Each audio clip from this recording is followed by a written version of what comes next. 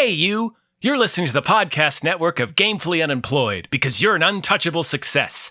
To support us and gain access to great exclusive shows like our brand new Supernatural watch-along Himboos, head over to patreon.com/gamefullyunemployed. You'll also get your lucky little mitts on hundreds of episodes of our other exclusive shows like Tom and Jeff Watch Batman, Star Trek The Next Futurama, Spiel Boys, and the complete series of Fox Mulder is a Maniac. We do movie nights, game streaming, regular mini-series and surprise shows, and you can even commission your own podcast about anything you want, within reason. You have nothing to lose and everything to gain by heading to patreon.com/gamefullyunemployed. That's patreon.com/GAMEFULLY unemployed.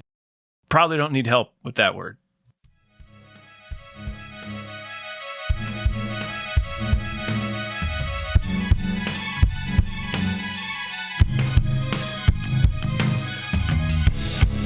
Halbkast mit Tom Reimann und David Bell.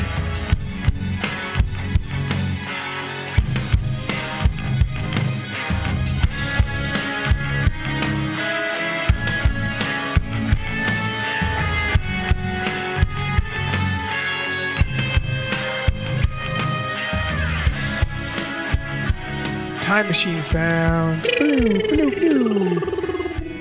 Blue. Pew, pew, pew, pew. Time bullets. Time. You guys' time machine sucks. Yeah. All right. These are all Mine the sounds like lions and tigers and motorcycles revving. You do it. You do Listen, it. these are all the factory noises, all right? We didn't splurge on additional sound effects or anything like that. We got the basic package because we're thrifty here. It's certainly not Cody's time machine sounds. Oh yeah, that's the grossest. Oh yeah, wet mouth noises. It's Yeah. wet mouth noises. Hello, everyone. Hi. Welcome to another thrilling episode of Timecast! Timecast. The show where we get hyped about stuff and things in time! I'm your co-host, Tom Ryman. I'm your other co-host, David Bell. I am also here. Experienced guest, Abe Epperson. Yeah. Cherished. Thank you. Guest. How are you, Abe? I'm alright. Epperson. I'm a little under the weather. My tummy is... I think I got ulcers. They think I have ulcers. Yeah, ulcers. They're not good. You gotta cut down on that coffee. I don't drink coffee. You gotta start drinking coffee. Yeah. You're right. Cut down on that ulcer juice. Yeah. How are you otherwise? Can't complain now that I'm back in time to April 1996. Yeah, I'm this is 11. the time to be. I should do 11. this podcast like I'm 11. How old was I? Tom, how old was I? In 1996, 12. Thank you. Mm-hmm. You're welcome. Yeah, that's a good time. It's not a bad time. I guess, all right, listen here, Abe. Yeah. What do you got going on?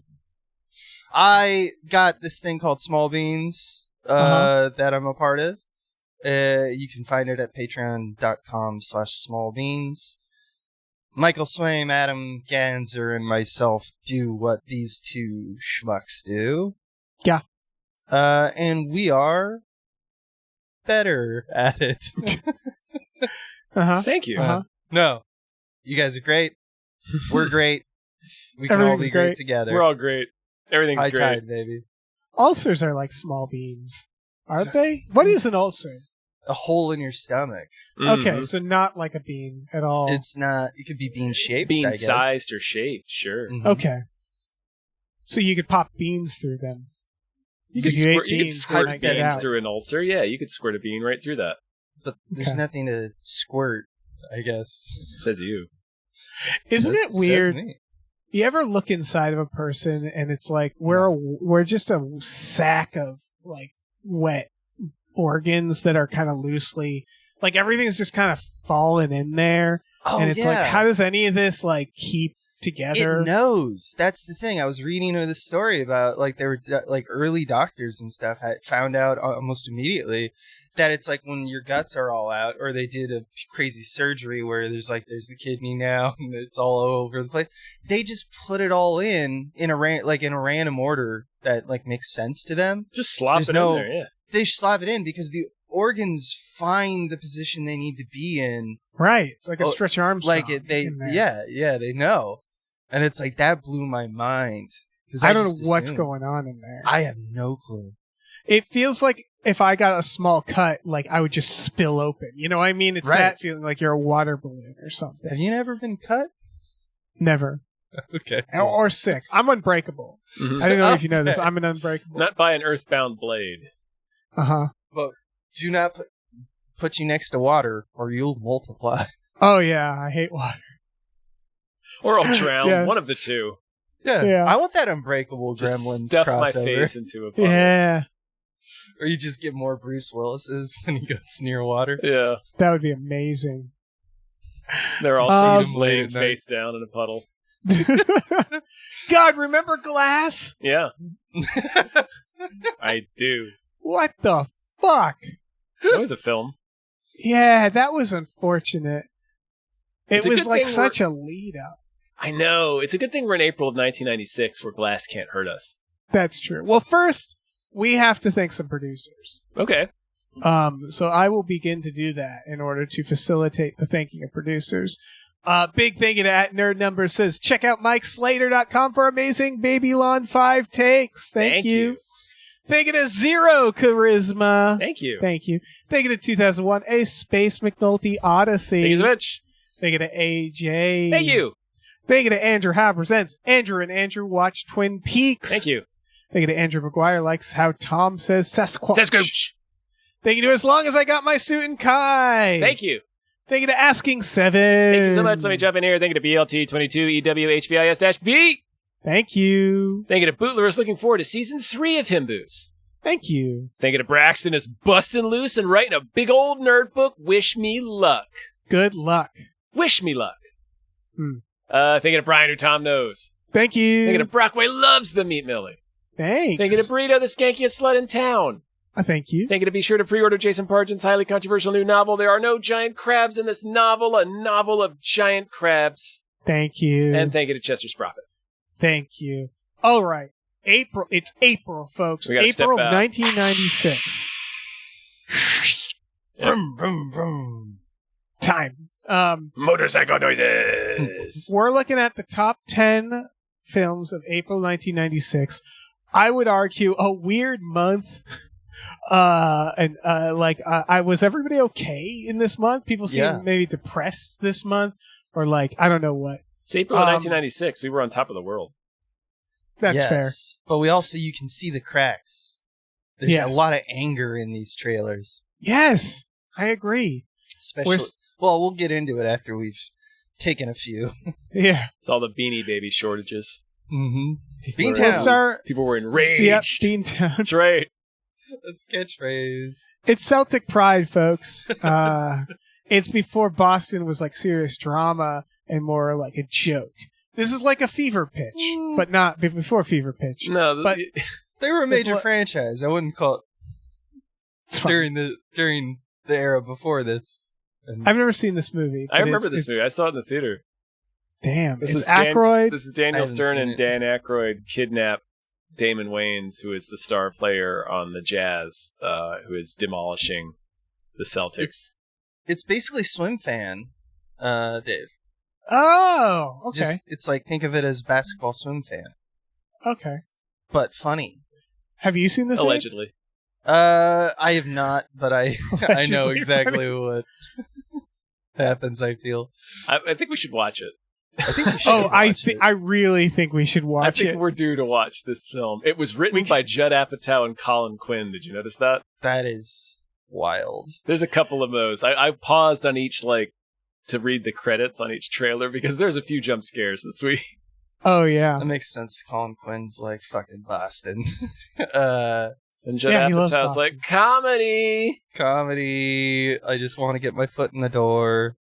I I think they should meet 2 other guys, like Mormons from Utah, who hate Larry Bird, and then maybe they can fall in love and we can stop all this madness. I don't see why not. I do like NBA fandom is the worst, though. Like, it is. The people are the worst about it. I mean, maybe football, but football doesn't have as many games as the NBA, and people have the hottest takes. Fans are the worst. Do not go to a subreddit of a NBA team. I won't. Yeah, I know. Don't worry. I will remain safe It haunts from me that to this particular minefield. I need to shout out the director of this, who directed very little before and after this, but did direct the film Boy's Life 2, which is, according to the synopsis, a compilation of 4 short films about homoerotic situations involving young men, which features Vincent D'Onofrio. So it's not like a pornography. Is there a Boy's Life 1? Is like my main question, I guess. I assume so. And is it also this? I would assume. I'm making a lot of assumptions, but I'm gonna search for Boy's Life. like a magazine. I see Bad Boys for Life. Just what I know about media, Jaws 2 was fairly similar in premise to Jaws, so I'm not okay. There's got to be one because I'm seeing there's up to 6 Boys Lives. Boys Life 6 is a thing, but I'm not seeing any evidence of a Boys Life 1. Huh. they just There's a skipped 7. it. They skipped it. They just, they were like, just let's make it a sequel from Let's the start jump. with the People sequel, think they saw the first one and they loved it. I Because think why would these they make are- a sequel to something that sucked? Yeah, I think these are fairly, because it looks like it's like there's some Sundance. It's like Sundance shorts, like about young gay men, which doesn't sound like what Boys Life 7 would be. Right. Or like, How is it? How is there 7 of them and it's not a pornographic? That's material? exactly. Yeah. I feel like a lot of disappointed people would be like popping on Boys Life 7, like, all right, and then like, oh man, that was just like a drama. Even before that point in the series, Boys Life 4. Yeah. Yeah, You could be forgiven for assuming that was going to be something different than the experience you got. yeah. Anyway, Celtic pride. Yeah. Beantown. Sorry, Beantown! B-Town. Low effort comedy in this era. I guess that we still have it to this day. But that is a very good but description. but it really does feel like it's just like if we just put the guys who are funny and say funny stuff, what are they saying? Who gives a shit? Yes. Okay. So to the point that in this trailer, when they introduce each person, they don't have the person doing a joke. They have the person in a room with a joke happening. If that makes sense. Mhm. Like they're not showcasing like, and Dan Aykroyd, here's him saying something funny. It's like him getting like riffed on by an old lady. It's not even showing like, here's Dan Aykroyd being funny in this scene. So much as just a scene that he's in. Yeah, I think it's because they don't feel like they have to prove it, which is correct. He's still off the high of Ghostbusters, all these people. But like at the same instance, it is weird that the jokes in the trailer just feel really relaxed and there's no, like, the construction is not that hard. It's like, okay, they're fans. Oh no, they're losing. Oh no, they hate this guy. And that's it. It's just, like most of the jokes are them on the side, like in the stands going like, shucks, our team's losing. I wish this wasn't happening. Yeah, it's one of those where I feel like I'm not going to be rooting for them because they seem like very depressing people. One of those, like Gone Fishing. Remember Gone Fishing? Very depressing. I also saw that in the theater. Yeah. But only half of it. This has the least surprising casting. Christopher McDonald is in this. I'm guessing as a bad guy. Probably as an asshole, yeah. Yeah. But yeah, I don't know. This is we should watch this. It takes him almost it's like a 2.5 minute trailer. It takes him over a minute to kidnap Damon Wayans. I know. I could do it in a minute flat. And what is the plan? I guess just keep kill him out of the game, but like, are they going to go at his legs with a lead pipe or something like that? The trailer seems to implicate that they drunkenly kidnapped him without a plan, and now it's like, well, we can't just let him go. That's it. Like it's that. That's such a Judd Apatow like script thing. They're not bad guys because they did the kidnapping. You see when they were under the influence, They were so they're drunk. actually still good guys. It happens sometimes when you get drunk. Yeah. You kidnap a person. Yep. Should we talk about this next thing? Do we have any other thoughts on self-pride? No, we got to 'Cause- watch it though. Oh, we Yeah, got to watch it. We probably got to Agreed. watch it. We also have to watch Mrs. Winterbourne, a movie that felt like it was fake. When I heard Mr. Winterbourne and I saw that Shirley MacLaine was in it, I was like, is this like a Mary Poppins parody? What is this? Right. Turns out it's part of that classic romantic comedy 90s premise, which is someone does an intense crime, and it's cute. In this case, Ricki Lake, who, this was her time, right?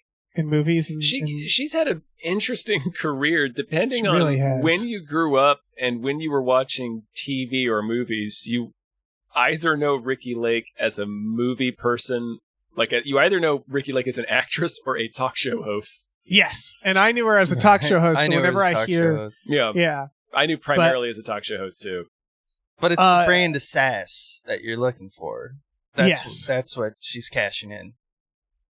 and this is Ricki Lake assumes the identity of a dead pregnant woman. Who I'm going to died assume they're not really dead and they'll come back because that's But this is what they're selling. right. She meets Brendan Fraser and a pregnant lady while she is also pregnant on a train.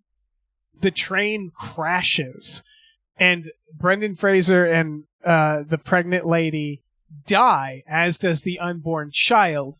And then Ricki Lake wakes up at the hospital, and they do a what's that new Tuscany movie? Or they do a While You Were Sleeping, if you will, Yeah. where they just say, Mistaken you must identity. be her. Yeah. You're the pregnant lady in that room. We assume you're the wife of Brendan Fraser. They do the thing where they try to make Ricki Lake not seem like the worst person in the world by being like, oh, she's trying to tell them, but they keep interrupting her. Therefore, she's going to do this intense fraud. This has Mumford in it, Tom. Mumford's in this movie. Oh, hell yeah. And then, and because it's Brendan Fraser, and you're like, well, we got to use Brendan Fraser. He has a twin brother who is the obligatory Bill Pullman or whatever the Tuscany fuck movie beast. has. There's always a brother who's like, I'm fuck suspicious Stallion, of you. Bill Pullman. Yeah, and we're gonna fuck. It's the exact same method. I love Like, it. It's Have you guys seen Beer Fest? yes. I love Yeah. You can call me landfill if you want. Perfect. Yeah. Just throw it. That's such a great joke. So good. And it's the same kind of premise. It's just like, oh, remember that hot? Because there's a lot of scenes on the train where Ricki Lake's like, I want your life. You have such a great life. To preempt the Right, she says it in a way that you might assume she was some sort of Irish banshee about to crib swap you. Right, exactly. I want your life. Maybe This she also makes the takes train place in crash. Mhm. this Maybe also it's an takes place in Unbreakable Boston, prequel. by the way. Yeah, Beantown. This is also the director of My Stepmother is an Alien and The Pentagon Wars. Remember that movie, Tom? I sure do, both of them. Wow. Who is also an actor. He's in a bunch of things as well, What's their I name? love- including the original Westworld. I love that, when the three of us start talking, somehow trains get involved. They keep coming in know. between us. If you go somewhere magical, if you have a body switch or a murder, you better be on a fucking train. Yeah, It's gotta be on a train, right? It's the best form of transportation for that kind of thing, right? Yeah, Are we going right. to do it on a plane or an automobile? No. By the way, it does appear that this is a remake of Strangers on a Train. Right. No, they credit the writer. As a story credit? Yeah, Or- and a story credit. So, that makes sense. Yeah. You find your lane. oh wait. I can't figure this out. Sorry, Strangers on a Train is a Hitchcock, right? Or am I Yeah, getting that very wrong? different premise. Very different premise. Okay, all I know is that they've credited Cornell Woolrich, who is the writer of Rear Window, I can't find in his credits Strangers on a Train, though. So I'm like, is this not a remake of this is clearly like they took some Hitchcock thriller plot, right? I think it's just I don't kind know of if I'm a. wrong. It might just be a different story that he has. They have him credited, so I'm like, okay, this Hitchcock writer is credited. I got to look more into this before Sure. flapping my big mouth. Yeah, For spinning your gums. It just makes sense that this is that era of where a romantic comedy plot is indistinguishable from a thriller plot. Mm. They've simply made Right. it okay that they're doing the thing. I'm gonna abduct her dog. Yeah. Yeah, I stumbled onto stealing your dog. I don't know why it's Jerry Seinfeld. Are they gonna play Gravity Kills or Third Eye Blind in the trailer? Is really the difference. Yeah, pretty much. I also so my thought on this stuff, because we've been making this kind of stuff forever. We're still making it now. Like the body switch or the mistaken identity arc. Like, I love power fantasy films so much. I know everyone does, but sometimes I think they're bad for society. Sometimes I think they lift up, for the most part, the myth of social mobility. And that at the end, if you were a good person, you'll still reap the benefits. Because I haven't seen Mrs. Winterbourne, but my guess is yes. They're like, turns out one of them was alive, so in Act 3, it all comes crashing down. Everyone finds out that you're an imposter. Her worst fear comes to pass. But because she's earned all these good works with, like, Shirley MacLaine and all these others who are like, you made the family real for the first time.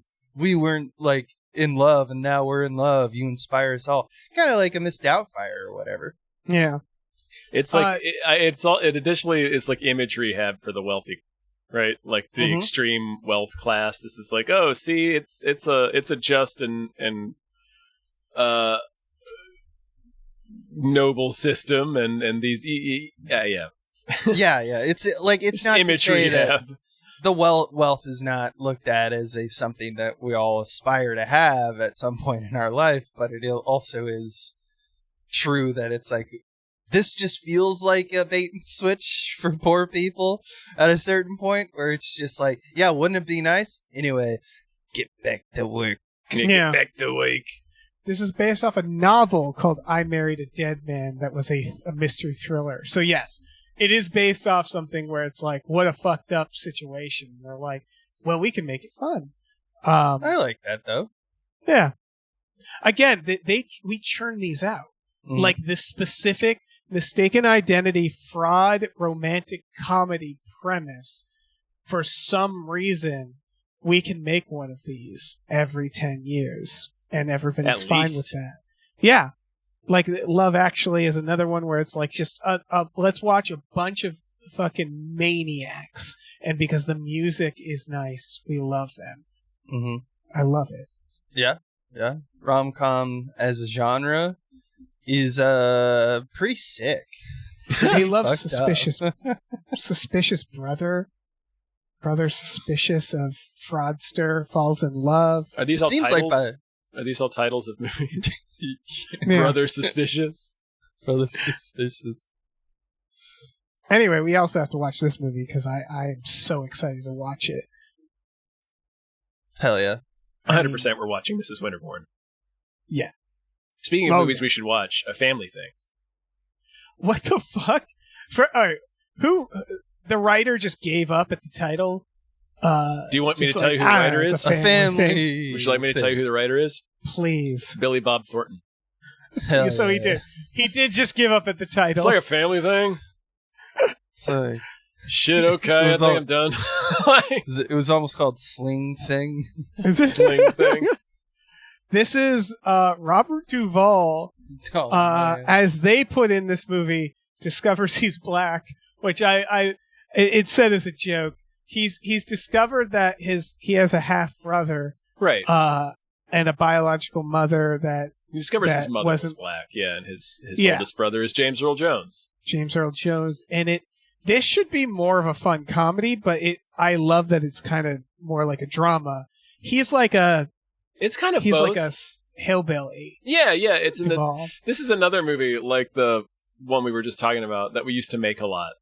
Yeah. Like in the 90s, we did a lot of like secret family. Like, all like your mother or father just died, and it's the family secret that we kept for 30 years. It turns out your real family is down in this. You know, it was. I guess it was just like more of a trope from the Boomer era, but at any rate, we used to make a whole bunch of these movies, and I remember seeing this one. I saw this one as well. I think because they're like the last generation where someone can Where that just, was kind of like town. possible. Yeah. Yeah. It was like it's really difficult to do that now. Yeah. I do think that the 90s, they're off of what you're saying, they're low-key trying to start like the grumpy old men cinematic universe. Hell yeah. You know, hell the GOMCU, 15 years of grumpy, because that's I think grumpy old men is what allowed like a lot of these 90s comedies / I guess this one's feel good because it's like Robert Duvall and James Earl Jones, you know, Field of Dreams and you know, like all that stuff. It's like we're trying to tug the heartstrings because that's what the actors can bring. But what if they kind of just are grumpy at each other and they do not connect? They're the odd couple. That shit was like heroin at the time. Oh yeah. But that's what's so funny is I expected this to be more comedic because it seems to be odd couple. There's a lot of jokes. We're in gonna it. both. There's jokes, but it seems more like a grounded drama, which Yeah. I'd prefer because I I want to think watch this movie. With these two actors, you're not, you know, it's not Walter Matthau, Jack Lemmon. It's straight up like they're not comedians, really. So you're not gonna get the comedy. Which makes it great. They're also both two actors who were young and then suddenly old for most of their life. Right, they're two guys that were old for 70 years. Yeah, like Robert Duvall in this, I was like, like when I literally saw him, I was like, oh, this must be the wrong trailer. Like this is clearly from like, nope, like he lived for 30 more something. years. Yeah, like this, yeah, looking at this like age. Yeah, there's 20 years in between this and The Judge. I love that like beer belly button down shirt. Oh, he does. Their body shapes are peak in this. When you just look at lots James of Earl barrel Jones chests. standing, a little bit of gut spilling right out of their waistbands. It's that Anthony Hopkins trunk. I love it. Yeah. They got the weight, but they got the wiry shoulders. You feel like they could do some serious damage. Oh yeah. Real Robert Mitchum. Like Real high Robert impact. Mitchum look. Yeah, high impact. They're gonna blast you away with their punches. Hell yeah. Yeah. This is old guy body shapes are awesome. Hell yeah. I'm gonna watch this. There's quietly. only like 4 of them. It's kind of like McDonald's and like the chicken nuggets. Once you turn of a certain age, which is Robert Duvall's age, you ascribe to once. You're like the boot. Yeah, I think I'm gonna get the Abe Vigoda, whatever. I think that's kind of the boot. That's like a tall boot. Do you get to pick it out? That's a shape. That's a shape. Well, I think you boot. just naturally fall into it. That's fair. I think I'm gonna be the Robert Duvall type, to be honest. Man, I kind of want to be the Robert Duvall. I want to be a That's what we Mitchum. I all want to should walk around aspire wearing to. suspenders. I don't have suspenders on. You can get. Yeah, you can get suspenders. But he wears suspenders and it's Jerry Lewis. I know what you mean. I wear You're wearing, suspenders like, and Duvall. I'm Chris Farley. So, Yes, and Duvall is like different tone. Suddenly suspenders are tough. Like Yeah, not if Duvall. Robert- Duvall, but Mitchum. Right, yeah, It's Robert- like, why is suspenders suddenly badass on this? Right, man? like Robert It's Mitchum weird. puts on suspenders, and you're like, oh, he's gonna cut my face with a straight razor. Yeah. This guy is unhinged. But also James Earl Jones, like a suspender on James He's Earl got Jones, some like that suspenders just game too. yeah, it like seems like he came along with it. Yeah. Yeah, it's crazy. In this, the mother says you're going to go out the same way you came in. Is she mean through her vagina? What does she I mean? think she means by head that? first. Okay. Because I felt like I needed more context around that line, Yeah. but the trailer just like gives us that line. They and just keeps going. drop it on us like some folksy Southern Yeah. thing. Where it's like, oh, you just let it wash over you. But yeah, Right. it's sort of like It is. Yeah, it sort of does a weird sound idiom. like folksy wisdom, but then Yeah, you're yeah. like, what? Answers, Naked? Well, I had you in a toilet, and I'm gonna put you back in the toilet. Yeah. I'm gonna I'm gonna drown you in the toilet water. That would I be didn't a know flex. this movie existed, by the way. I did not either. I completely memory hold it, but I do Yeah. remember seeing this. Written Wow. by Billy Bob Thornton. Billy Bob what Thornton, an man. I will say that dude is forever interesting. I don't know if I like him or don't like him. I think that he's a polarizing figure because he's a very opinionated type person. He But always has the more been, I yeah. see, yeah, all the interview stuff, all his stuff surrounding his band and stuff. That dude has had an interesting life, though, for sure. Yeah. No, Because- he's one of those guys that I feel like I'm like, oh, I like his work, but if someone was like, you want to meet him, I'd be like, oh, I'm good. I don't need to meet Yeah. Billy Bob. Yeah. Oh, pass on that. No thanks. like he looks like he smells like onions. Well, he just looks like I he s- wouldn't like me. Exactly. Like, he feels a judgment. I feel like he'd slap me within 30 seconds. Yeah, Yeah. I'd say one thing like, "Hey, how you doing?" He's like, "Oh, you're one of those." You dumb Just son like, of "Ah, a goddamn bitch. Yeah. son of a bitch. Speaking of terrifying men, Yeah.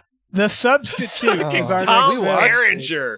We We watched this. We did. Might I watch it. Oh, remind you yeah, guys? it's a fabulous movie. What is it? None of us, not one of us wrote any notes in our doc beneath The Substitute No. because nothing needs to be said about The Substitute.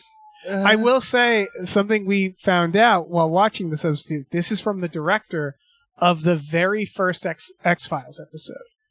So, Cool. depending on how that was made, this guy helped the tone of the X-Files become a thing, I guess. I Yeah. assume. I think it's more of just working in the '90s. to be Probably honest. that. Well, it He probably was explains just the doing what alien Chris Carter abduction in told the him. middle of Substitute. Yeah. That's for sure. Yeah. Glenn Plummer gets sucked up in that UFO. So Yeah. the premise is that lady works at a very School. threatening high school. These mines in are the too projects- dangerous. Yeah, they're too dangerous, and she's like, they're trying to kill me, which they apparently literally are. So she gets her like Navy SEAL boyfriend, I think, Yeah, what a karate to guy. be the substitute, and that's. I remember when we watched this. One of our favorite parts was, I don't think teachers find their own substitutes. Yeah. They don't just go, "You boy off the street, come teach my class." I thought, because there's a scene where he talks to the principal, who's like, "Who are you again?"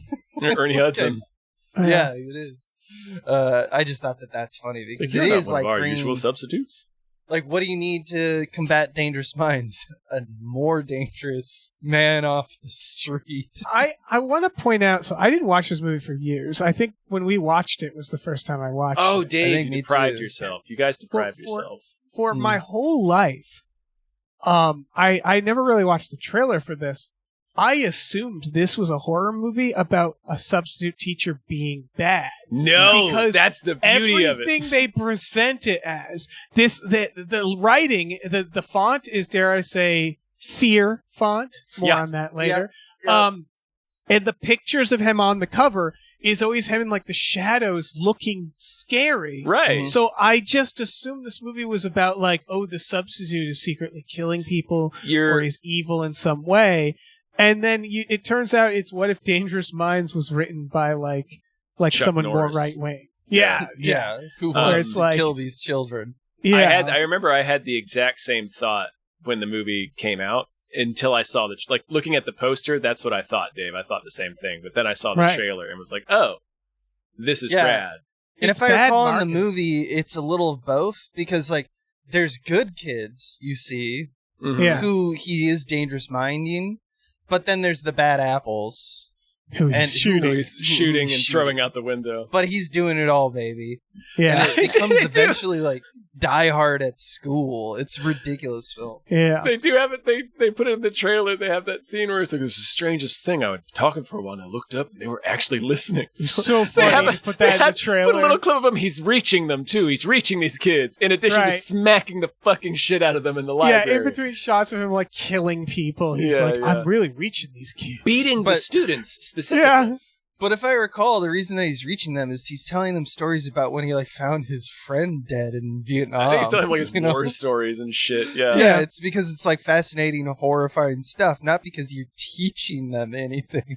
This movie, if I recall, without trying to spoil it, does address that perhaps there are systemic, larger issues at play, but it doesn't really address it the way In a Chuck Norris way. Yeah. that's what I mean.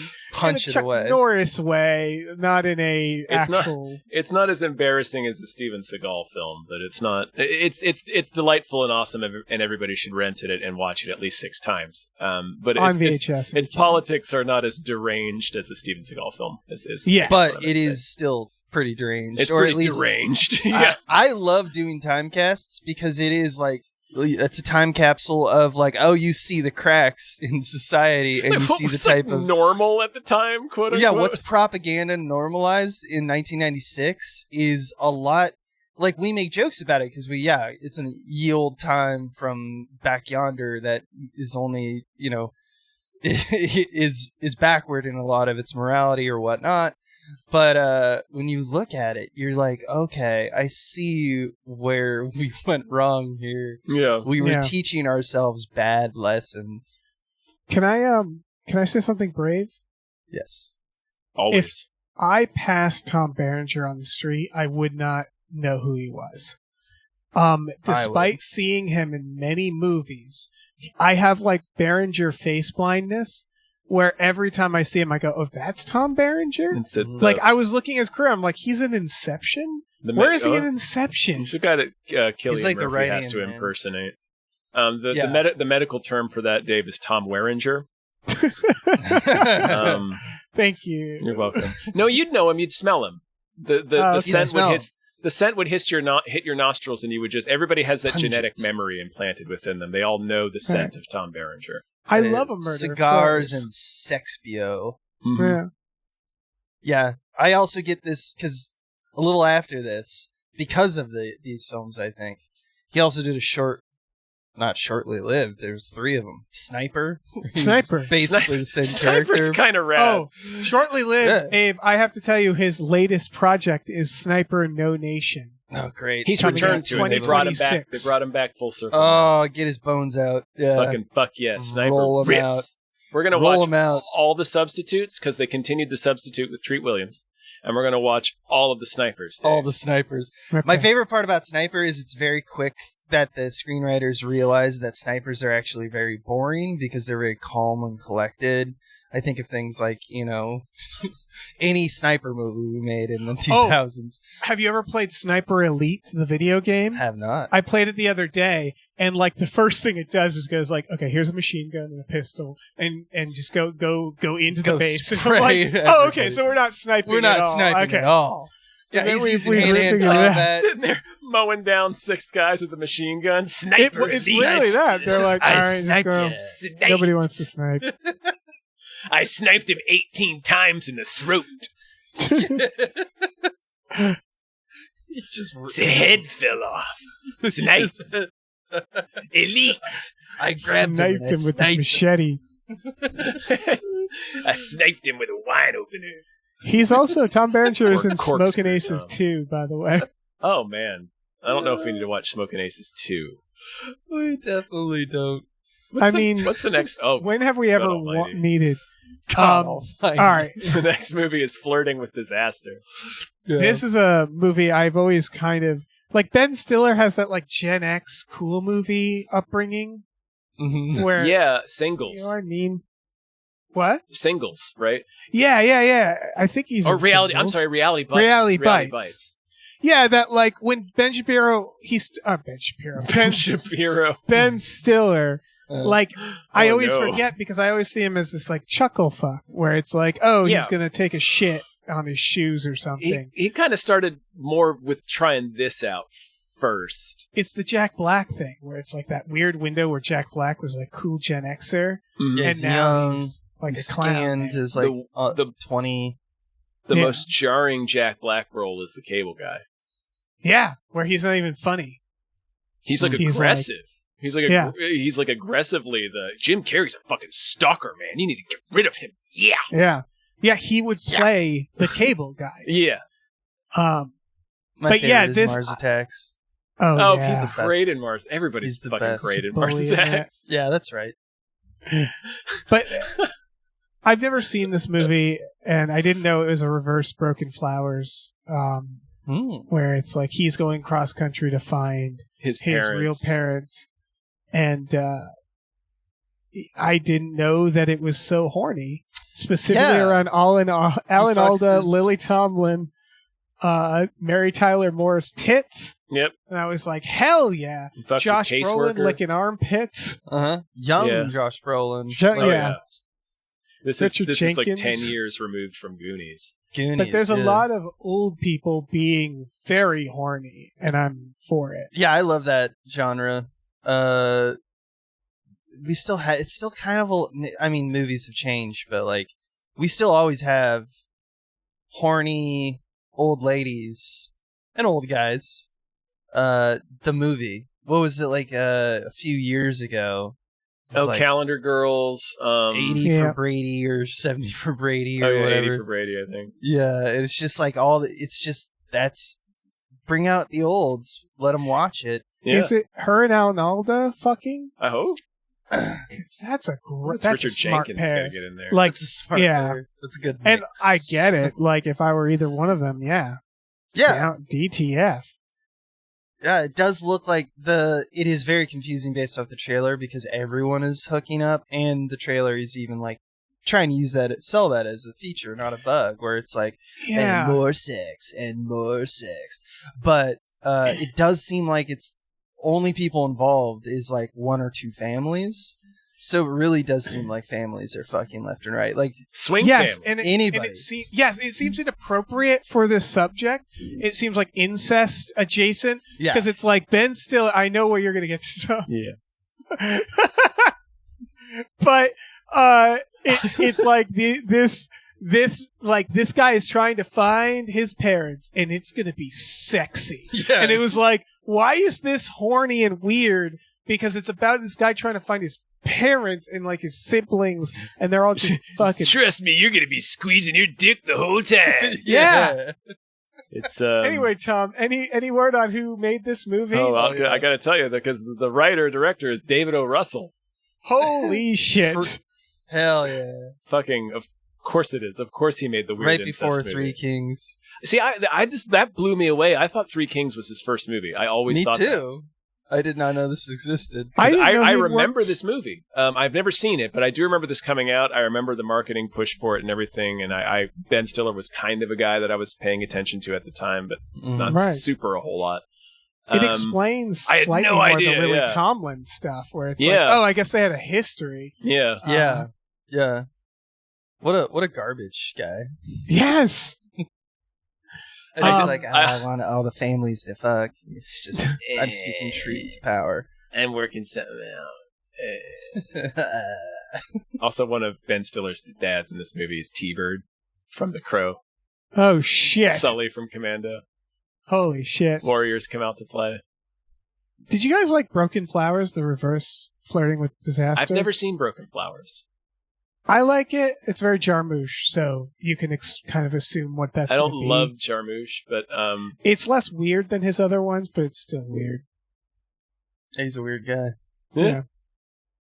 It's a good idea. I thought. yeah, no, It's a I good liked film movie. I liked the premise. I just never got around to it. Yeah. That's fair. Yeah, I never got around to it either. Anyway, Yeah. flirting That with one's also disaster. hornier than you'll expect. Ooh. Yeah, but it makes a little more sense because he's going Good. around to ex-girlfriends. So it's mainly about that, like him going to all these exes. Bill Murray's High and- Fidelity. Yeah, and it's Oh, like jeez. every ex, there's a history, obviously.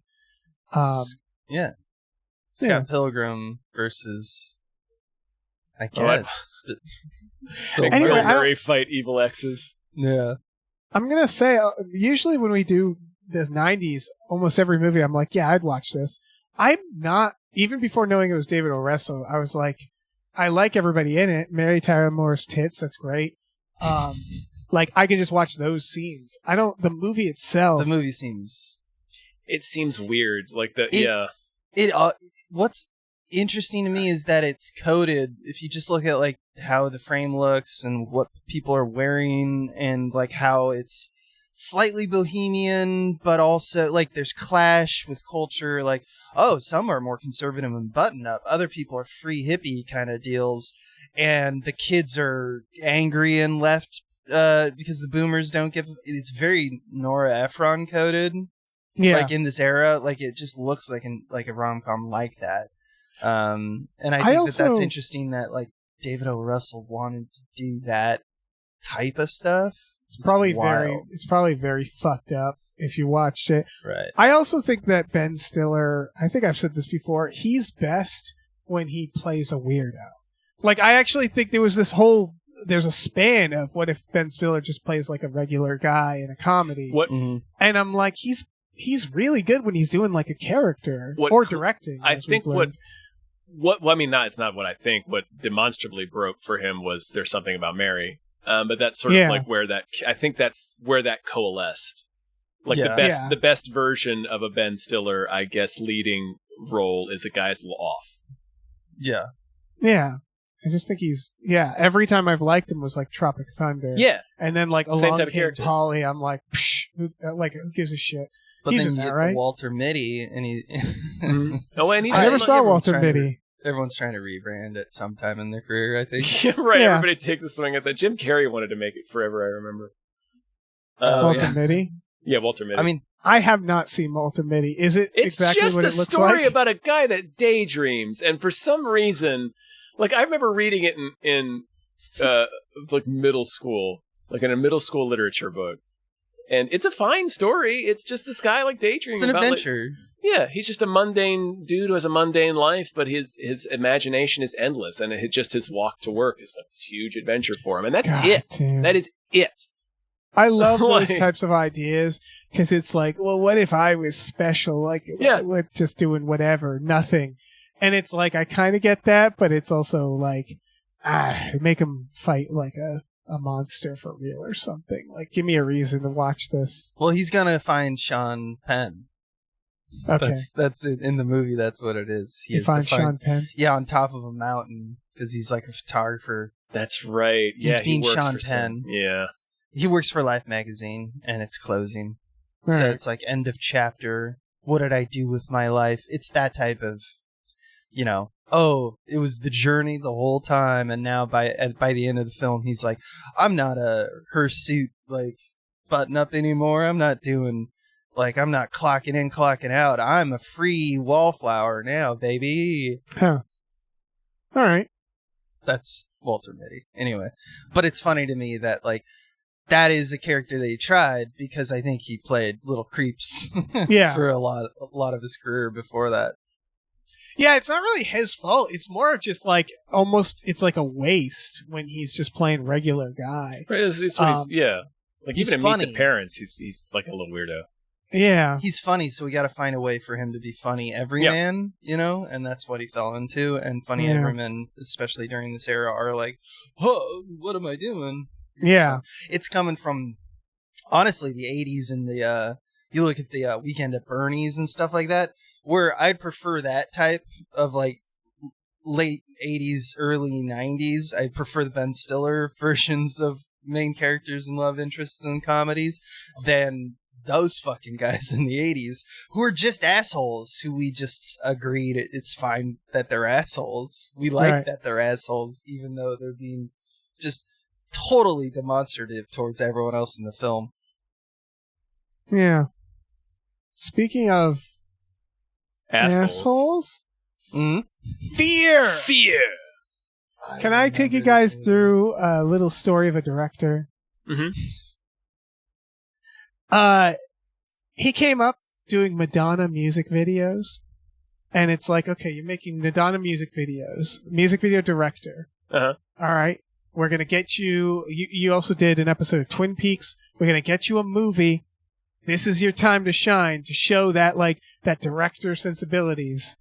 He made Glengarry Glen Ross, and I love that. I just love that for him.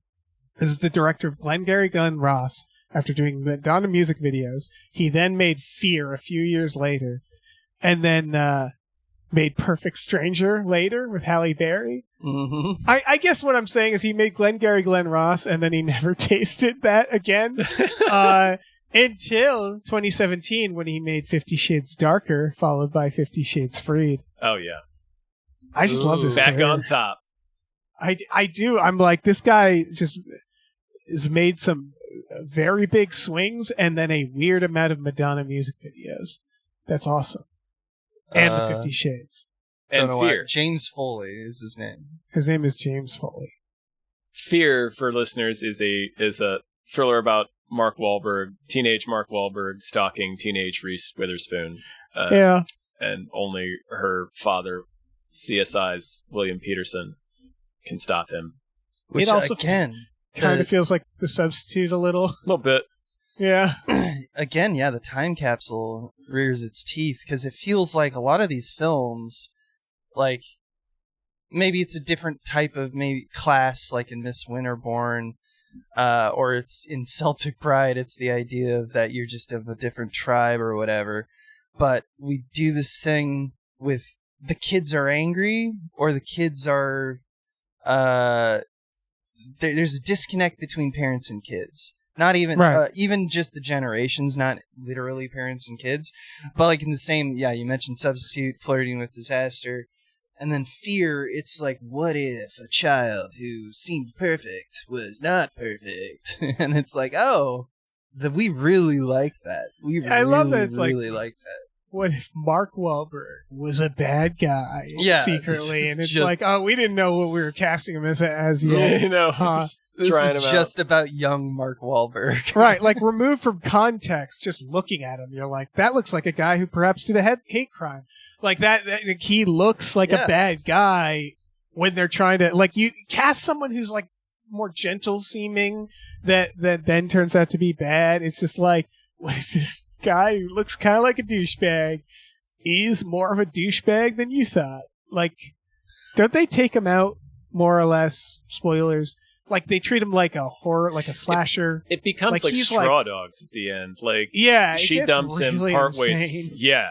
Reese dumps him partway through, because he's a maniac. He like murders one of her friends, and he and his gang of teenage maniacs do a home invasion. And they stab him in the back with a peace pipe and throw him out the window. Yeah, it's really this is we cover dad films, Abe. This is like dad. Like the dark side of dad film. It's like dad. Yeah, porn. it's Taken. It's Taken. It's like, what if I had to do whatever it took to save my daughter? Yeah. What if I had to beat the shit out of Steve and throw him out the window? I fucking hate that guy. That would be pretty fucking hate that guy anyway. Why they cast Mark Wahlberg, because they didn't want to go with subtlety. They wanted to go with a man that if he came home with your daughter, you would want to hit with a pipe. Like immediately, you go like, oh, get out. Nope. Which is imagine my surprise though when I watched this trailer and I scrolled down to the YouTube comments on Fear, 1996 Fear, and like 80% of it is thirst traps for Mark Wahlberg. We live in a strange world. By the way, this is the writer of Last of the Mohicans. Hell yeah. Hell yeah. Right after Last of the Mohicans. Yeah. Yeah, I mean, listen, have you not watched a movie with like an evil, hot person that you were attracted to and you're like, oh yeah, I'd let her stab me in the face? Of course, like I've this all the time.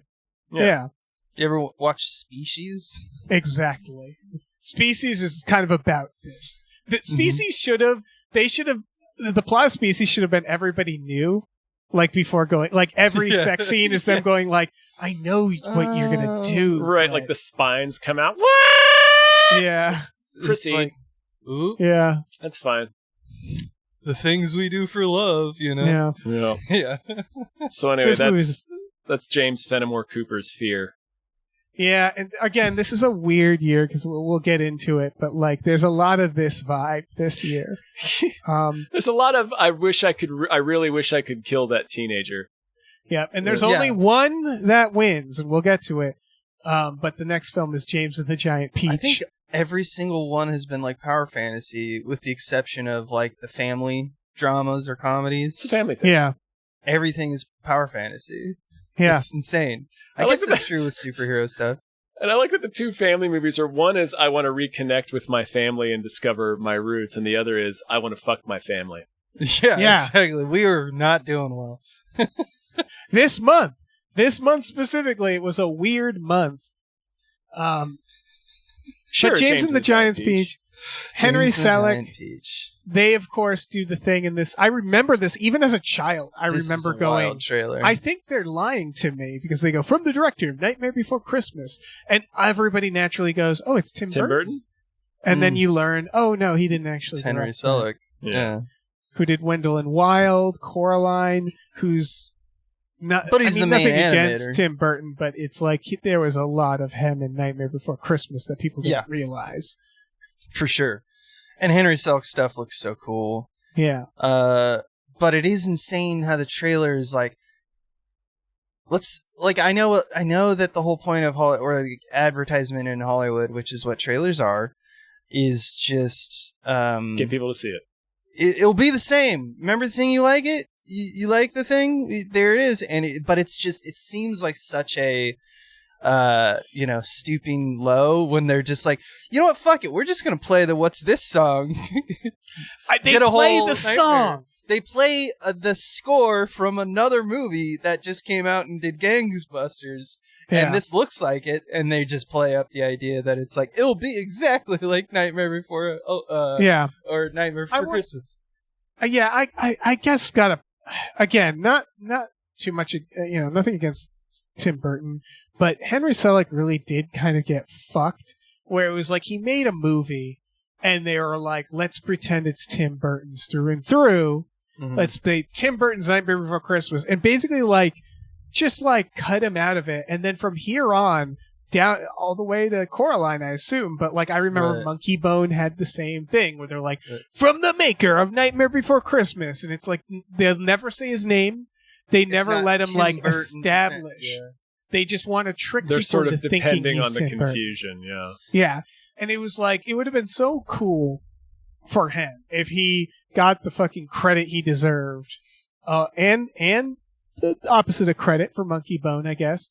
But and then of course Wendell and Wild, when that came out right after Tim Burton was like, I don't put black people in my movies because it's not aesthetically pleasing to Tim Burton style. I like the porcelain skin. Yeah, and that. Yeah. Oh yeah, he said more or less that. Yeah, and then coincidentally Wendell and Wild came out with the Tim Burton style and black characters, and it's like, okay, so yeah. It can be done, clearly. Yeah. I think it's just shrewd PR. He demanded, basically, since Batman, because Batman was so big, that it's like, in the marketing of everything, Tim Burton's blank. So it became a name that we identified with that stylistic animation. Therefore, Henry Selick, who didn't do that, who didn't get a Batman, there can't be, you can't have. It's interesting because it's like we often have. There's an interesting book that Swain told me about how the branding of we have Coke and Pepsi. There's always two things. The monopoly eventually becomes an oligarchy, and it's usually there's two things that our brain can hold in a pattern of who makes hard drives, who makes printers, who makes a can of Coke. Yeah, and we go oh, there's this, and there's the brand for some people, and then the Safeway Select brand, and stuff like that. And it's just interesting that they're working together, but because Tim Burton had better marketing, he kind of Steve Jobs'd it. Yeah, Henry he Selick did. never got his name in the thing, even though he could have equally demanded, look, if you want me to make this movie, it's Henry Selick's thing. But it was probably he could be pushed around. He's trying to still kind of make a name for himself. I remember some of this from reading Burton on Burton and also just reading about Nightmare Before Christmas, but I remember part of the issue was all of this stuff was owned by Disney because it was all based on characters and illustrations and sketches he drew while he was still working for them. So he couldn't make this movie without Disney. So I think that factored into it somehow, the decision to really push it as Tim Burton's Nightmare Before Christmas to really sell the movie because he was hot shit after Batman and Edward Scissorhands and Batman I always think Returns about that about how some films get that treatment, and we collectively are like, yeah, that's fine, and totally not an insane thing to do. Lee Cronin's The Mummy. You know, it's just like, how come Bram Stoker?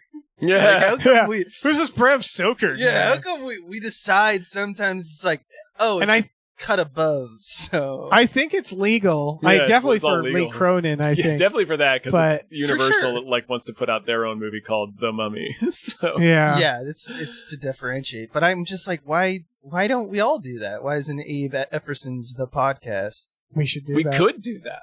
Yeah, you should make a podcast called that, Abe. Yeah. By the way, I really liked this movie. I haven't seen it in a while. I just looked up who's in it. David Thewlis plays Earthworm, and Richard Dreyfuss plays Centipede. And I'm like, hell yeah. Now Perfect casting. Now we're talking. And weirdly, I wouldn't switch it. Like, that is that's perfect. Yeah, little wormy guys. Yeah. Yeah, I liked this movie. I remember it being weird. I like that it's weird. I like a good story that begins with an impossible situation of cruelty towards children, where it's like there once was a boy who lived with these people who hated him. Yeah, and it's just like, hell yeah, that's the Roald Dahl promise, baby. Yeah. Like, what if he didn't realize it was unusual. He just thought that's how you treated children. Right. Well, he was just telling a normal story. He thought he also was like. He fought against Nazis, you know, so he's always been like, what's the worst thing for a child to go through? Yeah. Like, what if everyone was kind of Nazi-esque? You know? Yeah.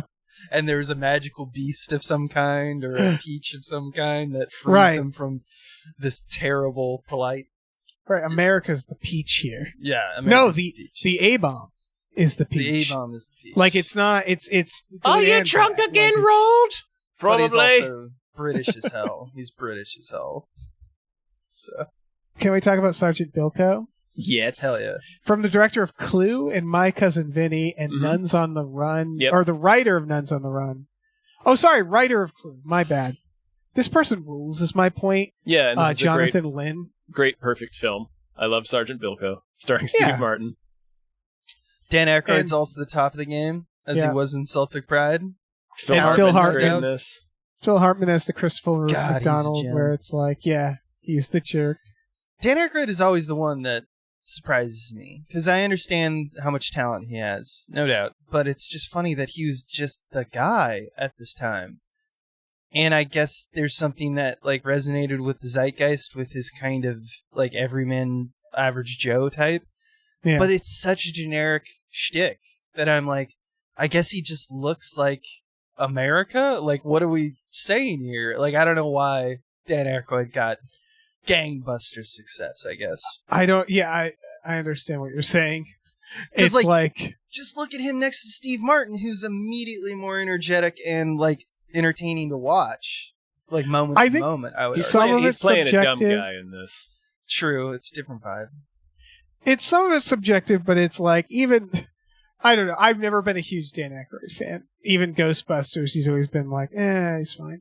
But he is funny. He's just funny in a, for sure, I would argue, a more like straight man way, where it's like, yeah, that's what I guess. Yeah, it just feels like he's done character acting type stuff, but even that is always like more subdued. Like I'm trying to think of like when they were like he had gotten away from his leading man kind of mentality. And so I'm thinking of things like later in his career, like Evolution and stuff like that. And he's doing a good job playing that like general. But it's just like, even his character acting feels like pretty generic, I guess. Yeah. I'm trying to think of when he's really like wowed me or made me laugh. I'm trying to think of a role that he did that is like desperate, like very different from. I like him in the Twilight Zone movie. I don't remember him in that, but yeah. This is, by the way, from the era. Well, I mean, this is an adaptation of a show, I believe. Like, it's not a new thing, but there was this thing we did in the 90s where it's like the army is a joke. Like, lots of partying. We liked goofiness. It's sort of like Kale's Navy, baby. How like workplace sitcoms took over. It's like, what if there was silliness in this very ordered and official thing that's supposed to be tasked with something very important? Yeah, like you said, Police Academy. Police Academy is the one who really like, oh yeah, let's just do as many of these as we can. Yeah, they sure did, and they sure did. But Sergeant Bilko's fun. Shall we talk about a little thing called A Thin Line Between Love and Hate? Do a new title. This movie. Different title. They had a great title in the first 20 seconds of the trailer where it just shows supers of 3 words. Mackin', scammin', jammin'. It was so good. I love that part of the trailer. They should have ended it there. Yeah, the first and only film directed by Martin Lawrence. Yes. Wow, did not know that. I kind of understand why, and if it's anything like this trailer, because this trailer really, I kept going because this is another one where it's part of that romantic comedy where someone's doing something really fucked up, I think, but ultimately I was like, is this a thriller? Because it was like he dates this woman and then it seems like he tells her he loves her. It's very unfunny. Yeah, yes. It is. And I've seen it. Okay. Because it's presented as fun. Or the trailer is really, this is another movie that I think was a victim of marketing because the trailer is really trying to sell it as a Martin Lawrence comedy, and it's not what it is. There's a couple of comedic scenes in the movie, but it's definitely much more. I have this written in the notes, and I don't remember how it's like a kind of a loose remake of Sunset Boulevard. Not officially, there's no based on credits by it, but it starts with Martin Lawrence floating in a pool and his narration comes in. Okay. And it's all about him fucking around with this older, powerful woman who is more than he can handle and turns out to be insane, she's deranged. Kind of a My Super Ex-Girlfriend vibe. A bit of a, sure. A humorous Gone Girl. Yeah. Gone Girl! It does. It's funny because the trailer is built like a thriller, and what I mean, structurally, but it never does scary music. It's always upbeat. Right. But they literally do a part where they cut to black, and it's supposed to be the needle drop of shit got real, and you hear just over the black him go, "This is funky." Yeah. But in a jokey way. And it's that's when you have the line that's scary or oh my God. But instead they have him saying that where it does seem like 2 people edited it and they were fighting between, oh no, this is a thriller. No, this is a comedy. Yeah, I remember the experience of, I haven't seen this since it came out, so it's been 30 years since I watched it, but I vividly remember a couple of things about it. I remember the line in the trailer where his mom says, "A night of passion can give you a lifetime of pain." The way she delivers that has lived in my head. And the experience of watching this movie was, sitting down expecting, a Martin Lawrence, a Bad Boys, or I think he had 1 or 2 other movies out at this point. Yeah. And then it being just very real. It treats this as this situation in a very real way with a couple of comedic scenes. But other than that, it's just a very real, uncomfortable movie for a 13-year-old kid to be watching about adult relationships. It's not a funny movie, really. Right. I think about how his bad boy partner, Will Smith, also faced this, which is when a comedian that was kind of comedy action has to sort of go but I can do other stuff. And I think specifically about Enemy of the State, a movie where it's he's funny in it. That's usually what they do, right? They go, let's put you in a serious film, but you're a funny guy in this serious situation. Yeah. And I feel that's what they were trying to do here.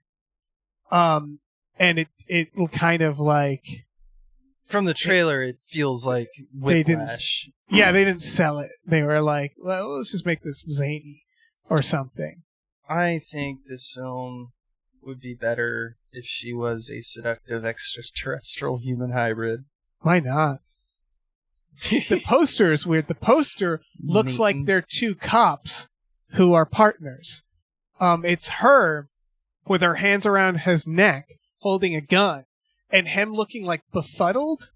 And it's it just looks like a buddy cop movie. And so they clearly didn't know how to sell this, or like they tanked the marketing on purpose. It feels like he's like, what the fuck is this, guys?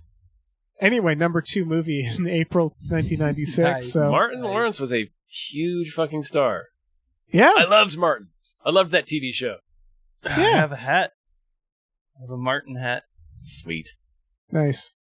So what was number 1 movie? Oh man, so excited. Dave, would you like to tell everyone because it's your favorite genre? It is, and I literally watched it like less than a week ago. I was thinking about watching this too. Oh yeah, I had on last Sunday. I sat down and I popped this on, and then Hannah sat down and we both just watched it. The movie is Primal Fear. What'd you think? It's very good. It is very good. All right, good so film. people skip ahead if you don't want this spoiled. I'm not gonna get into the specifics, but I just want to say, first of all, the director is the producer of Cop Rock. I just found that out at this moment. Steven Bochco? No, just a producer, I guess. Oh. Wait, who's the director? Is James Fenimore Cooper? Gregory Hoblit, like Hobbit. Oh, He did Fracture. Remember Fracture? I He do. did direct, in fact, 2 episodes of Cop Rock. excellent. That's great. That's a news. lot of Cop Rock. So watching this movie, That's what roughly makes- 20% of Cop Rock, right? That's 20%. Yeah. That's a lot of Cop Rock. Sorry. I'm not going to spoil Primal Fear. I'll just say, he directed Fallen. Sorry. I'm so sorry. The thing about Primal Fear that makes it has a twist, and what makes the twist really good is that the movie is complete before the twist. Yep. And that's all I want to say. Yep. Is that everything, including character arcs, everything is done, and then the twist is like this beautiful. It also is a twist on the character.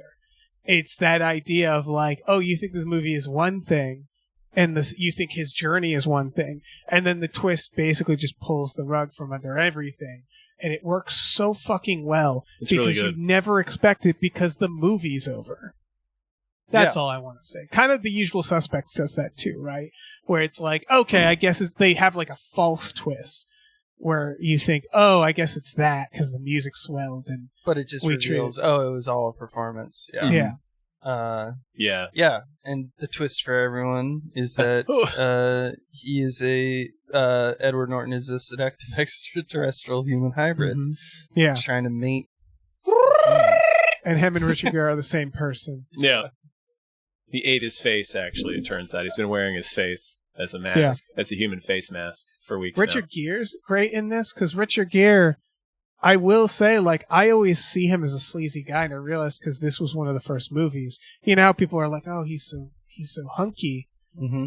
Right, I he think of normally this in plays kind of Chicago. a dashing, charming leading guy. But Right. like Primal Fear, he's a slimy lawyer. And he's Chicago, good. he's the tap-dancing, that's like- silver-tongued lawyer. Yeah. And that's like a perfect. That's why, because it feels like you're so right about it feeling like a complete movie. Like the marketing for the movie, you're like, okay. Throughout the movie, you're like, this is a vehicle for Richard Gere to like try to like jumpstart his own career of like, I'm going to be doing this more serious stuff. I'm going to just be playing it straight, just being a character in this law drama. And it just. So you feel like that's enough of a movie. That's a movie from 1996, and then it just last 10 minutes. Right. There was a whammy at you. And nothing against, I don't mean this as a dig at Edward Norton, but if you're young and you're like, why is Edward Norton so big? This is why. This was his first movie. And it was the first time I'd seen him, too. Yeah. And I remember going like, that guy's going to be so good. Right, He and people comes out of forget this this with about an Oscar him. nomination, doesn't he? Yeah, he was like a Brad Pitt. And what I mean is like he was about to do American History X after this, and then Rounders and Fight Club, Mm-hmm. and like where it's like, he was a character actor guy. He would do like very big. Now he's just kind of Edward Norton, you know. Yeah. He's so good in this, and also John Mahoney's in this. Laura Linney, Frances McDormand is barely in it, but she's in it. Yeah, Alfre Woodard, Andre Brower is Alfre Woodard's great in a this. judge. Terry O'Quinn. There's a Terry O'Quinn with a thick-ass mustache. Way thicker than you're used to seeing on Terry O'Quinn. It's Like, out turn of down the control. thickness. Yeah, it's normally a caterpillar. This one, he let it go. Yeah. It seems obvious, but I'm amazed by the restraint of old trailers, because we talk about the twist. There's not a goddamn crumb of it in this trailer. They don't hint at it. They don't even hint at it. Nope. They show one shot. They show a quick shot of Edward Norton, but that's not the twist. You're right. That's not the twist. There's not. Yeah. Yeah. And it's insane, because if you were to make a trailer for this movie now, maybe they wouldn't do the full twist. That might ruin the film. Maybe, yeah. But they would definitely pose the question of, like, did he do it or not, kind of thing. But not in this one. This one is just like a man trying to save a boy.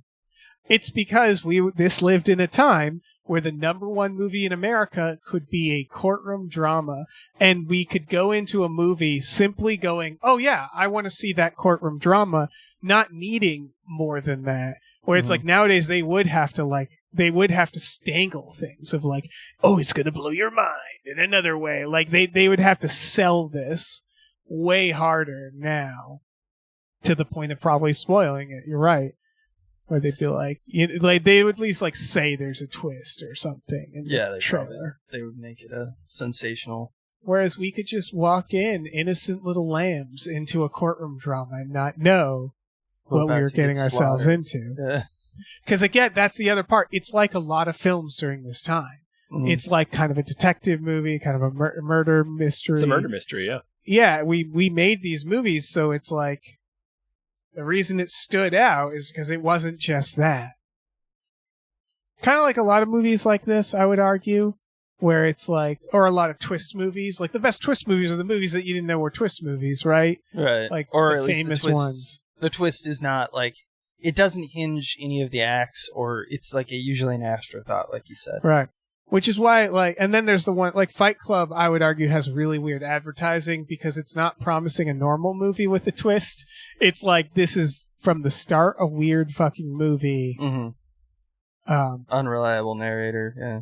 But this is like, oh, we're safe. We're watching a courtroom drama. Yeah, that's why it blindsides you. Yeah. Primal Fear. Number one movie. 96. April. He lost the Oscar to Cuba Gooding Jr. Jerry Maguire. Edward Norton did? Yeah. Something else I wanted to point out real quick about the Oscar race for this year. This is the same year, 1996, that Billy Bob Thornton will be nominated for Sling Blade. Ooh. So he'll be nominated for Sling Blade. Sling Blade's in theaters at the same time as a family thing. On top of the world. Yeah. He was on the fence. He was like, am I going to become an actor or a writer? And then this year happened, and he was like, okay, I think I know the answer to that. I'm going to be in a band. Yep. And don't mention the acting stuff. Should we thank some more producers? Thank some more producers. Big old sloppy thank you to Christopher Robert Sparks Esquire. Thank you. Thank you to Dan Hackroyd. Thank you so much. You know what's up. Thank you to Dave Ruff. Thank you. Thank you to David Knife Boot Henson. Thank you to Deborah's Awesome Barber is great and cancer can go to hell. Thank you. Thank you to Disposable Income and How. Thank you. Thank you to Driftless Magistrate of Wagga Wagga and Skull Tower Aficionado. Thank you so much. Thank you to Exploding Runes. Thank you. Thank you to Fat Todd's Chocolate Hog. Thank you. Thank you to Funky J Mostly Comes Out at Night. Mostly. Thank you. I said it weird. Thank you to Happy Ed Classic. Thank you. Thank you. All right, let me jump in here. Thank you to Heathcliff's Helping Handfuls. Thank you. Thank you to Highlander Lex Tom says, pretty sweet. Thank you. Thank you to, I was quite frankly out of excuses. Thanks. Thank you to, I'm not allowed to say that on a podcast. Thank you. Thank you to Joe Man, the annoying skeleton. Thank you. Thank you to Lieutenant Frank Trevin, Police Squad. Thank you. Thank you to Look Mime on a podcast. Thank you. Thank you to Mackenzie Fuck Shuffling with Willem Dafoe's confusingly large dick chill. Thank you. Thank you to Mike the Lurker. Thanks. And thank you to my Ashwagandha don't want none unless you got puns, son. Thank you. News stories. Just a couple quick ones. They're making Top Gun 3, which honestly, I think the natural thing is go like, oh, no shit. But I didn't actually think they were going to make another. Neither did I, honestly. It felt like Top Gun Maverick was like the Balboa of the Rocky franchise, you know? Yeah. And they needed to recreate, like, that was it. That's the last one. The old dog goes for one last race, and that's the vibes. And then they had to do Creed, because they were just like, we'll pivot and keep the franchise alive. But it's Maverick is in, like, I wonder if they're going to do, like, I think they're going to Creed, like you said. I think it's going to be Miles Teller or like... Yeah, I think they're going to do the Cars 3 thing. Yeah. Where he's now that he's running Top Gun, right? But that was kind of what it was, except he flew with them. But, like, it would be interesting to me if they did another movie where Tom Cruise is in the cockpit for the final battle. That would be weird to me. I think he'll want to do it. I think he will be. This probably... I don't know if people realize... I think it's true how much Joseph Kosinski is...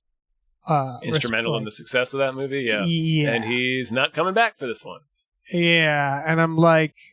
I don't know about that. Kind of don't care. We'll see. I mean, we'll see who directs it. We'll see who makes it, yeah. Like, maybe it's Denis Villeneuve or something. And I'd be like, oh, okay, that's going to be really different, but sure. I've always thought about Top Gun. But yeah, remake the Top Gun. I would assume it'll be like Christopher McQuarrie. I think so too. I think that there's like, what's funny about Joseph Kosinski is there are like a handful of directors who like can handle Tom Cruise, and I don't mean like stand. I mean that it seems like he has like handlers now, like directors that are like, I will allow Tom Cruise to get on a motorcycle for this film. He directed him in Oblivion, if you remember, and Tom Cruise clearly really liked making that film.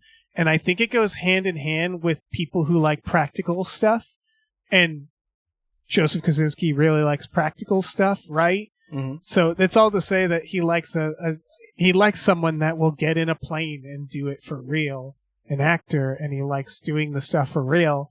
I still haven't watched F1. I need to. Yeah, there's a lot of that.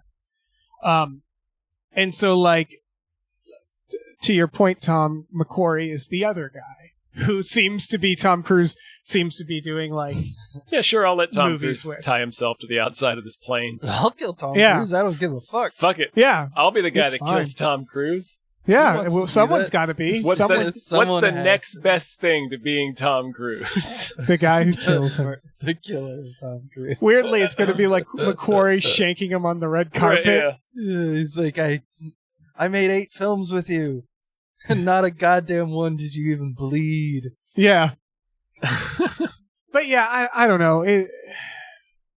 It's so hard because it really is. Joseph Kosinski's style is just. Yeah, and I don't know. We'll see. That was such a moment in time too. That movie just hit when it needed to hit. Yes, movies were back. Yeah, they were back. They were back. It was that. It was not just. It was such an IMAX film. It was so big, and then you go back and watch it, and you're like, it's also charming. Tom Cruise. The other thing is, it's like the Tom Cruise that we don't get in Mission Impossible, which is the like. I'm a renegade. I'm a rogue. I'm kind of like him playing a funny guy. Person. Yes, it's weird because Mission Impossible. It's like he's not that funny in those. He's kind of not anything. He's just kind of like perpetually angry. He's like perpetually tense. Yeah. Everything is like, oh, the world is.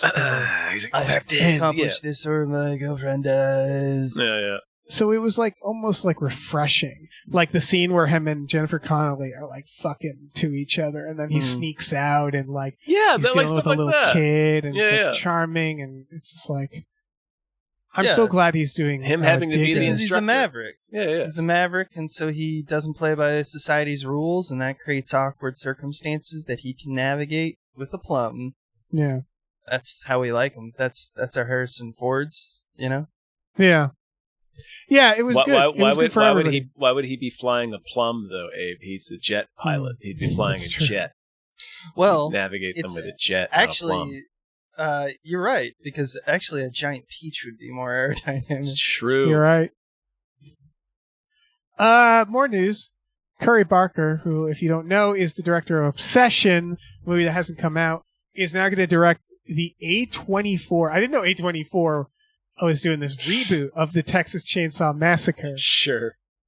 I think it's terrible. I hate all of this. I'm of two minds. I think Curry Barker has made some really good frankly, slasher style stuff with like the shorts and stuff, and I think Obsession is looking that way too. That trailer looks amazing. I mean, I'm super excited for Obsession. Yeah, I haven't seen any of their stuff, but I can believe that. But just to me, A24 with their like their fucking sleepy ass, low contrast looking ass, like just everything is everything is just such a bummer. Well, here's what I'll say. An A24 film. And I'm like, no, Texas Chainsaw Massacre is all about, look at how insane this is. Let's take it to 11. Here's what I'll say is that we talked about this a little with Angel Pictures last week. A24, I think, has been starting to go like, let's be a little Blumhouse about it. I think Backrooms. I think Death of a Unicorn, which didn't really go for them. I think A24 is trying to expand, is my point. They're trying to say, like, let's just make movies, man. Let's make some fucking money. So I think it won't be an A24 movie. I just think Texas Chainsaw Massacre is like Robin Hood, where I'm like, stop making it. Like, that's also true. Man, that most recent one on Netflix was dog shit. Yeah, it's like nothing against anyone making this. I'm just like, it was one movie. Yeah. That's it.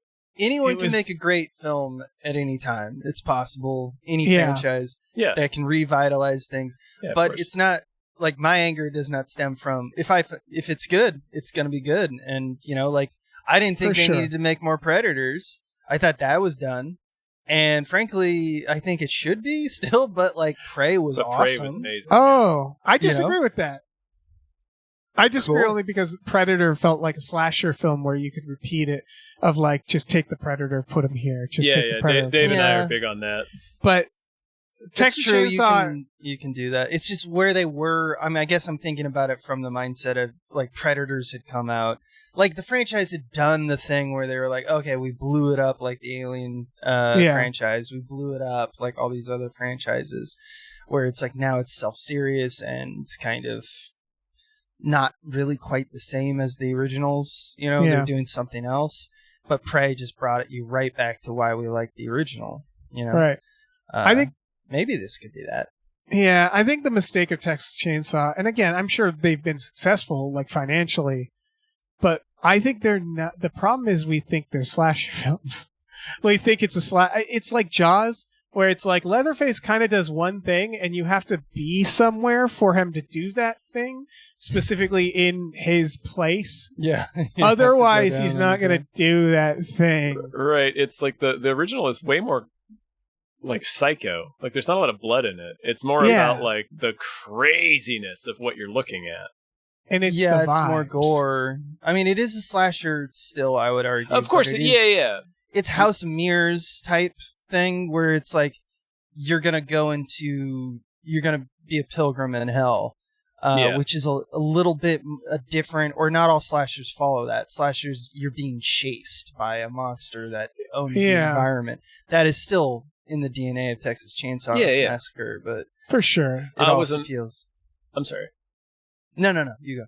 I was just clarifying. I wasn't arguing that it wasn't a slasher, just that it's sort of similar to like the chainsaw murder in Scarface. It's way less violent or bloody and gory than you might remember. It's more about the weirdness of what's happening. Like a lot of the violence is off screen.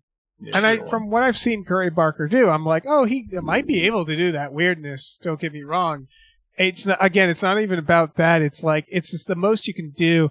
I really think Blade Runner 2049 screwed everybody up because it's like never say never. And they're not wrong. It's just like, I hope it started with a good idea as opposed to starting with, well, we got to do this. Yeah. Yeah. Cause I don't know, man. That they've been Texas Chainsaw. They've been trying to get to go for a while. All the Michael Bay ones were bad. It's like trying to start a chainsaw. They just keep pulling that ripcord thing, and it just keeps sputtering out. There was the Michael Bay. There was that Netflix. There was the sequels to the original, like where it's just like, what's the pattern here, guys? I feel like maybe it's just one film, but. We'll see. We'll see. Should we thank some more producers? I think we should. Okay, because you said so. Big thank you to Norm from Cheers. Thank you. Big thank you to Norm from Cheers. Undying love for Ridley Scott's Kingdom of Heaven. Thank you so much. Thank you to Oh Shit, It's Candyman. Thank you. Thank you to Pneumono Ultramicroscopic Silicovolcaniosis Antidisestablishmentarianism Jones. Thank you. Thank you. Thank you to Rev MD. Thank you. Thank you to Ricky Cilantro. Thank you so much. Thank you to Robert. Thanks. Thank you to Rosemary's Baby from Eraserhead. Thank you. Thank you to Screaming Horse Pyramid. Thank you. Thank you to Sire Cop, world's most laughable centrist. Thank you. Thank you to Steven. Thank you so much. Thank you to Sweet Keel, likes the way Tom says. Tom says pretty sweet. Thank you. Thank All right. you. Thank you to the Construct Rituals by Ravage of the Scourge. It's metal about necromancers. Thank you. Thank you to the conveniently placed self-destruct button on the top of every baby's head. Thank you. Thank you to the Oatmeal Savage.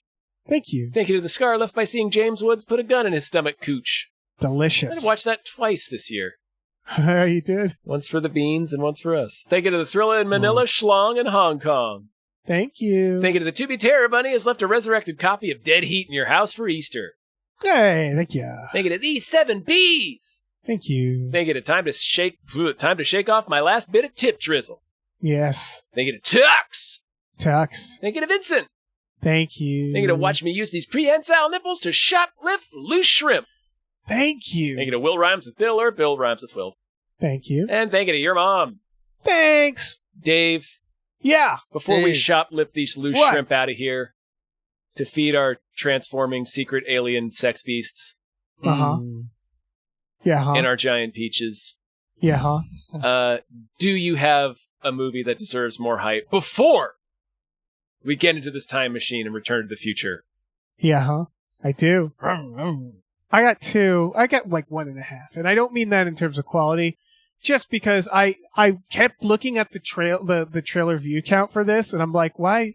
This seems like it should be more talked about. Colony comes out August 28th. It's a zombie movie from the director of Train to Busan. So it's just like, what are we doing, guys? Come on. It looks also, I like this look. I like the Rat King look of the zombies. It looks like a mall. It's like a Dawn of the Dead. The zombies look kind of, dare I say, kind of scary. Like they're doing this weird scream thing that looked kind of freaky. It's very Last of Us. Also, the title card has there's webbing. Clearly a fungal aspect. They can communicate now. They're like it's a different brand of zombie, which I was actually a little disappointed by this. I'm going to see this because it's Train to Busan guy doing zombies, and I understand that that's the allure. But like I wished he actually didn't do zombie stuff. I didn't think that he was that. He's so good at. It's your career. He's good at movie. He's just good at direction, at motion, and like screen direction and shit that gets me hard. And I want him to show his hot bod to the other genres, but I understand if you're like, well, I'm the zombie guy because I did a great zombie movie. That is totally like obviously what he should do. I was just like, oh, but what if he did he did something else? What if he did just a straight action movie? Or what if he did this? Right. But no, it does look like it will be, what you signed up for. It should probably be very good. Yeah. Yeah. I like Train to Busan. I like the director, but I kind of felt nothing watching the trailer. I like the Rat King look. In the shot where it's this big Rat King zombie and it looks underneath, it ducks one of its many heads underneath a car to check for the survivors. That was a cool idea. I liked that shot. It's a great shot. I'm so zombied out. Yeah. Which is why this is not, I brought this with a second thing. Yeah. Because, like, I kind of agree with all you guys. It's just like, man, Train to Busan guys making another zombie movie. It probably should let people know since it doesn't seem like the trailer's getting a lot of views. Yeah, if it doesn't have it, I didn't notice that, but like that makes me sad. Because I would expect it to do much better.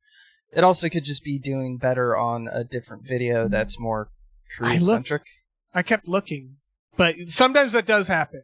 Sometimes I'll be like, only 500 people looked at this trailer, and then I'll find a copy of the trailer where it's like 6 million, and it's like, okay. It's just a different platform. Yeah. But yeah, I don't know. I'm a little zombied out, but if you're not zombied out, this does look like a fun zombie. It's prime zombie stuff. It's got to Yeah. They do look intense in it. They do look really intense. Yeah. We could talk about Affection. Affection is a movie that has been on my radar for a while, and I didn't know because it was like, I think a teaser that didn't really say much. This is coming out in May 8th. So that's soon. Mm-hmm. That's pretty soon. I believe it's in theaters, probably limited, considering that's an indie film. The basic idea is it's about a lady who's on this ranch, and she has some sort of condition, and it's the lady from Happy Death Day. Yeah. Which I mentioned because she just so happens to be in a time loop in this movie, but it's different in that it's not actually a time loop. Her memory keeps falling apart. She keeps forgetting everything. Clean slate. Which, fun fact, I knew someone who this happened to for a day. It's a real thing that can happen to somebody. Like acute amnesia kind of thing. Where it was like every 20 minutes they would reset and they would forget everything. And you'd have to, and it only happened to this person for a day. But the point being, that's the premise, is, so she keeps having to remember what she's going through. And there's this guy who I think is claiming to be her husband. Mm-hmm. But obviously it's like, what actually is happening here? Is he telling the truth? What's going on? It's less of a horror movie from the reviews. It's more of like a thriller. It's more about suspense. A sci-fi. Without knowing anything, I think she's like a clone of a dead person, is my guess. I think she's some sort of experiment he's created. I think That's what it seems like, yeah. There's like a mark on the back of her neck we see in the trailer. That's where the clone gets in. It doesn't sound like the twist is like, it hinges on a twist. And I think also the poster looks like she's naked and goop. Like she's got a skin thing that she's tearing out of like a sack. Yeah, like, this all scans pretty clone. Busting out of a Tool music video. But I have to assume Yeah, exactly. they wouldn't put that in if they didn't realize that seems like a spoil. You know what I mean? Where it's like they wanted us to see it. Jessica Roth is her name, and I bring it up because her acting specifically is praised in this, and all the reviews are like she did a really good job. There's a great shot. It's the very last shot of the trailer where he leans in to kiss her, and she's like looking off to the side, and like her expression is like going back and forth between like she doesn't know how to feel, like she can't quite decide the emotion, and she starts like crying. Right. Yeah. Like and isn't fully kissing him. Like it's like she's malfunctioning. It's a really interesting shot. Yeah. I like this type of horror as well because I do think horror often is iconography. Often it's zombies, but sometimes we lose the reason why zombies were appealing. It's like the boundless masses of idiots that are coming for you, the hordes of monsters. Right. The question is, what are you scared of? What are you scared of? And I think that every generation kind of has like a thing that is like the hotbed issue or several hotbed issues. Stuff is evergreen. Things are timeless. But I've long thought that with what's going on in our society and the fact that like truth isn't seemingly an illusion and AI exists all the way down to just the idea that you can be talking to someone and they can completely shift their shape in front of you and you feel gaslit. I think that gaslighting is a fantastic genre thing. We've seen a lot of it. There's been a lot of movies that have come out recently, and I think they're really good ones that have been notable that we've seen in the last decade have been about gaslighting. And I think that it's because it's relevant. It's really relevant right now. Are listeners aware that the term gaslighting comes from a film? It's literally, it's literally the film Gaslight. It's about I've never watched it. Isn't it about the idea of turning on this gaslight? It's a husband fucking with his wife, but he's dimming the light a little bit.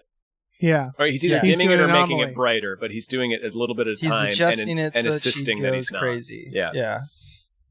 Yeah, and it's I think it's almost like this idea is so apt that I'm like, it's weird that they're even trying to keep that premise away from us in the trailer, because I just assume clone, you know? Yeah. In fact, if it's not clone, I'd be surprised. They'd have to do some work there.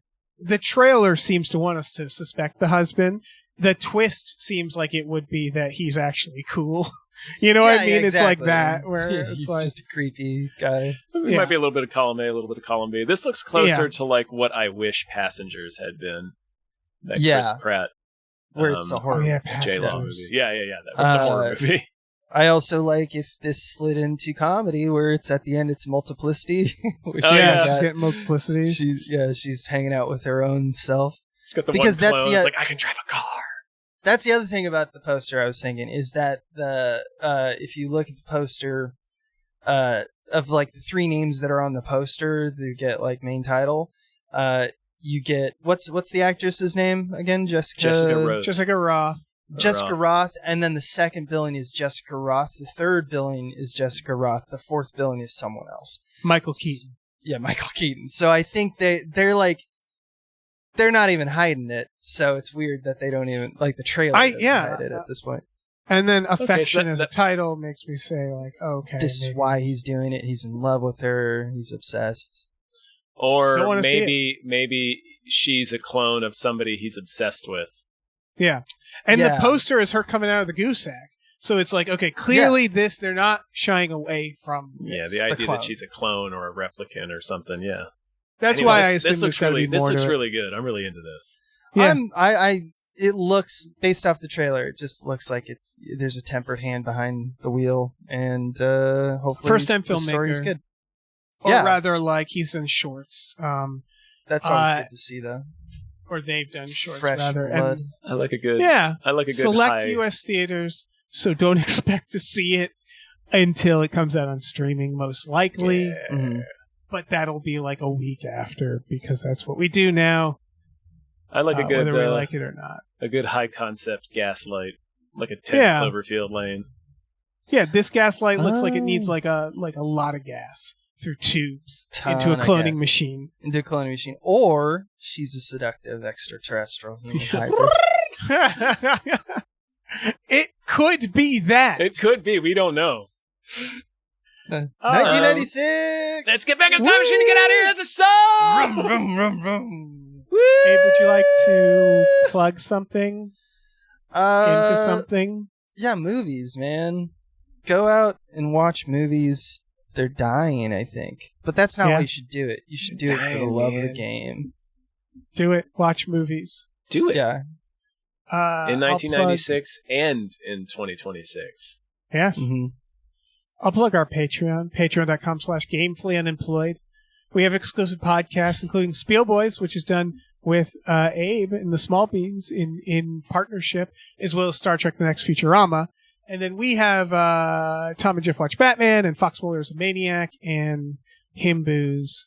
And then every Friday night, usually joined by Abe, we all watch movies with our patrons. You can join us on our Discord, and we watch just great movies. I love good movies, great movies. Probably several of the ones we discussed today. Yeah. We definitely watched Bilko. And we definitely watched The Substitute. We've watched Species that we keep talking about. We keep talking about Species. Yeah. We haven't watched Primal Fear, though. We haven't watched no, that's true. Mrs. Winterborn of Celtic Pride, and that needs to be we will. That's going to change. We also have a store. Head over to gamefullyunemployed.com. You can find a link to our Teespring store. We have all kinds of cool original artwork and designs by cool original artists like Michael Vincent Bramley, Starlene Hodge, Justin Brown, and others, so check that out. Please rate and review our podcast wherever you're listening, and check out our other podcast, Badical, Badical. Also, wherever you are listening. A new episode just went up today. What? Oh, nice. Yeah, baby. Today as you're listening, not as we're recording. As you're listening. As you're hearing this. It just went up today, so check that out. I keep going through time. I know. Time! All right, bye. All right, bye.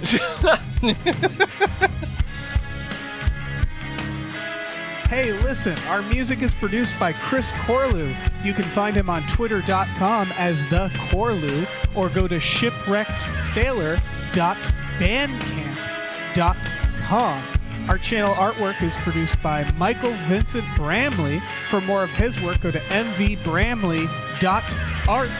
Our episode artwork is by Justin Brown, available on Twitter as Justin T. Brown or at artnessbyjustinbrown.com. And finally, additional artwork is by Starlene Hodge. You can find her work at starlenearts.com or on Twitter as StarleneX. Cool. Goodbye.